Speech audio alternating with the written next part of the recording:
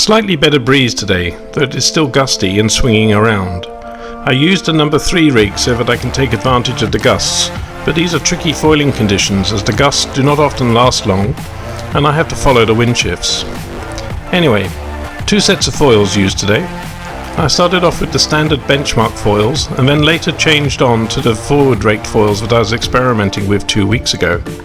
These have been modified now to reduce the forward rake by cutting back the leading edge of the tip, so that they have less surface area now.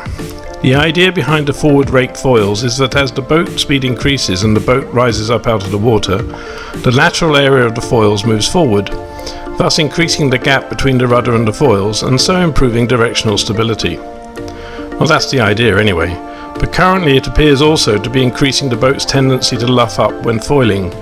So the jury is out at the moment on this idea, uncertain whether it is worth pursuing.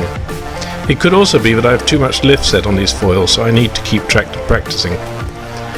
I now have 5 controls on the transmitter: rudder, sail trim, rudder rake to adjust the T-foil angle of attack, and the ability to individually adjust the angle of attack of the 2 foils.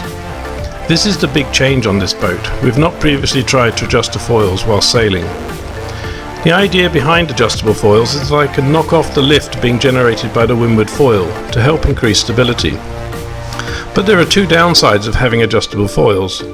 Firstly, it is easy to lose your benchmark position of the foils, which then means you start fiddling around with the T-foil on the rudder, and you end up with a completely different setup to what worked well the previous weekend. Secondly, you need to remember which knob on the transmitter controls which foil, something I tend to mix up when the boat is sailing towards me. I also sometimes have to look down at the transmitter to see where the setting is, and that is my most common cause for a capsize at present. And for those of you studying the rig carefully, yes, I lost a mast ram during the day, and so the mast is flexing more towards the end of the video.